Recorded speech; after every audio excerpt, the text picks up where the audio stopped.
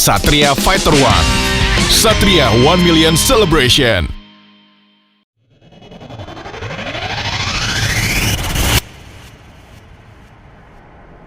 Bismillahirrahmanirrahim. Assalamualaikum warahmatullahi wabarakatuh. Perkenalkan, nama saya Karismi Ajis dengan NPM 10124004. Pada video ini saya akan mempresentasikan tentang analisis manajemen strategi dengan studi komparatif antara Suzuki Motor Indonesia sebagai fokus utama saya dan Honda Motor Indonesia sebagai pesaing utamanya dalam industri sepeda motor di Indonesia. Nah, analisis ini disusun untuk memenuhi tugas EAS, manajemen strategi, dengan tujuan membandingkan bagaimana kedua perusahaan menyusun dan menerapkan serta mengevaluasi strategi bisnisnya di tengah persaingan industri otomotif yang sangat ketat.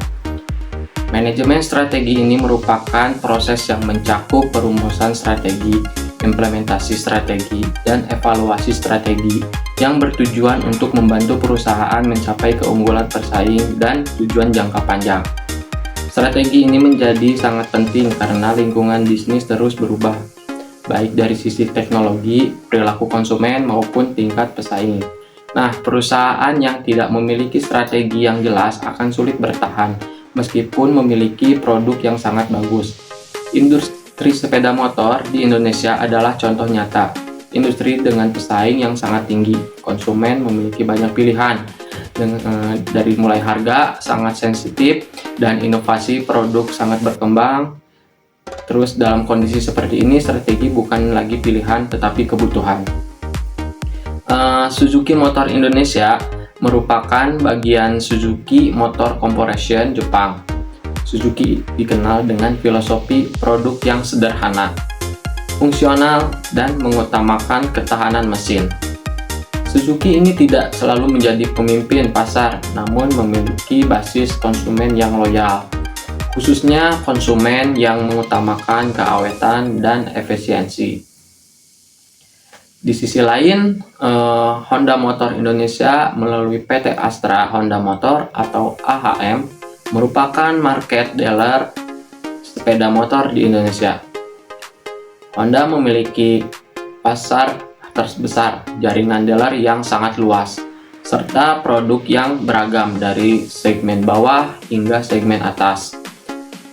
Perbedaan posisi inilah yang membuat perbandingan strategi Suzuki dan Honda menjadi menarik. Di sini saya akan menjelaskan tentang isu strategis terkini.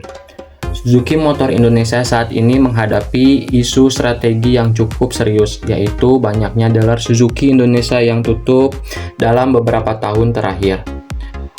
Penutupan dealer ini disebabkan oleh menurunnya penjualan tinggi, biaya operasional, serta tertekannya persaingan dari Honda. Dampak dari penutupan dealer ini sangat besar karena akses konsumen terhadap produsen dan servis menjadi terbatas. Terus kepercayaan konsumennya terhadap keberlanjutan merek menurun. Posisi komparatif Suzuki di daerah semakin melemah.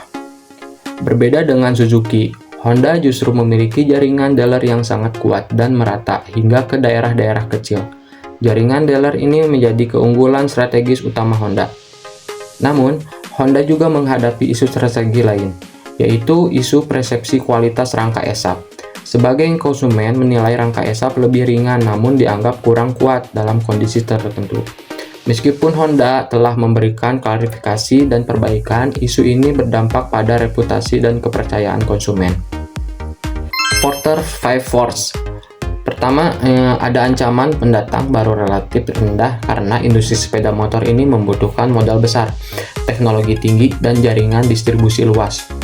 Terus yang selanjutnya ini daya tawar pemasok. Honda lebih unggul karena skala produksi besar, sehingga memiliki daya tawar lebih kuat dibandingkan Suzuki. Terus yang selanjutnya, daya tawar pembeli sangat tinggi. Konsumen Indonesia sangat sensitif terhadap harga, kualitas, dan kemudahan servis. Penutupan dealer Suzuki dan isu rangka ESAP Honda memperkuat posisi konsumen dalam memilih merek. Terus ancaman produk substitusi seperti transportasi online dan kendaraan listrik berada pada tingkat sedang. Honda terlihat lebih siap menghadapi perubahan ini. Terus ada intensitas persaingan sangat tinggi. Honda mendominasi pasar sementara Suzuki berada pada posisi challenger. Terus di sini saya akan menjelaskan tentang SWOT. Yang pertama ini ada strength atau kekuatan.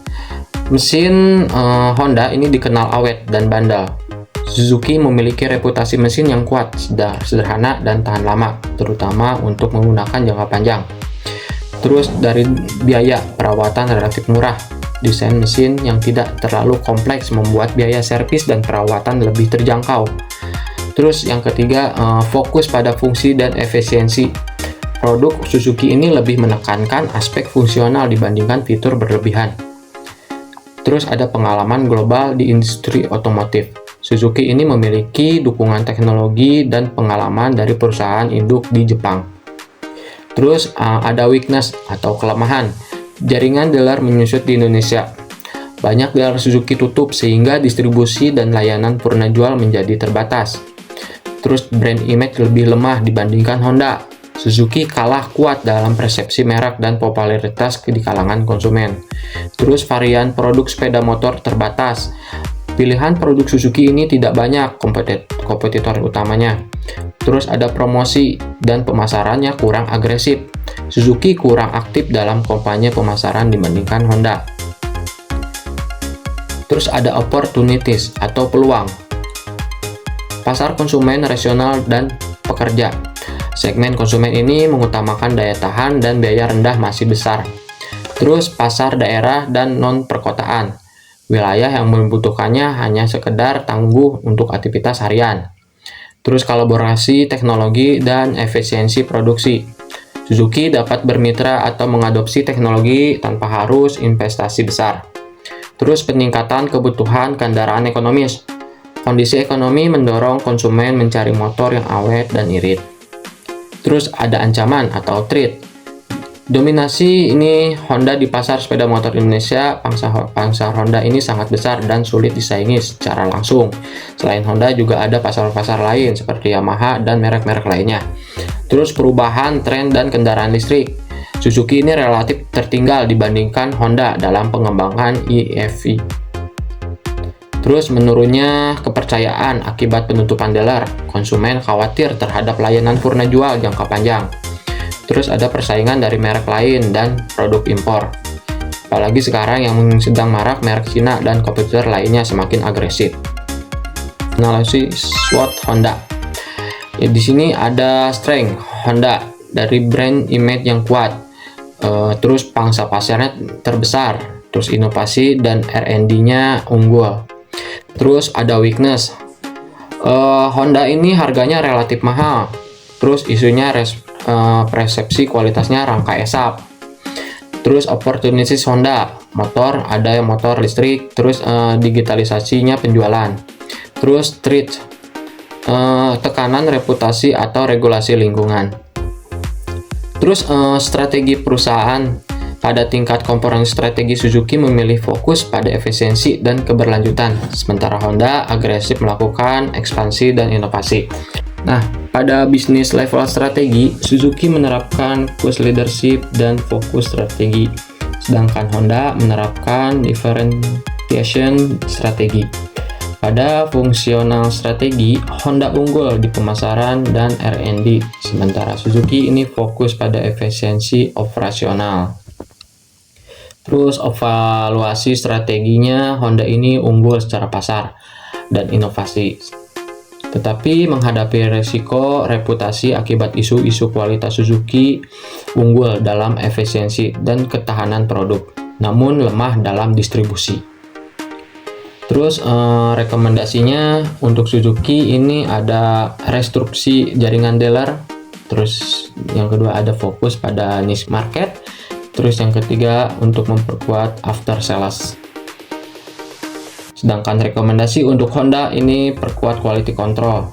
Terus yang kedua ini ada transparansi komunikasi. Terus yang selanjutnya jaga keseimbangan inovasi dan kualitas. Nah, kesimpulannya Honda memiliki strategi yang lebih kuat secara keseluruhan. Namun strategi Suzuki tetap relevan karena sesuai dengan sumber daya dan target pasarnya. Studi ini menunjukkan bahwa strategi terbaik bukan selalu yang paling besar, tetapi yang paling sesuai dengan kondisi perusahaan dan pasar.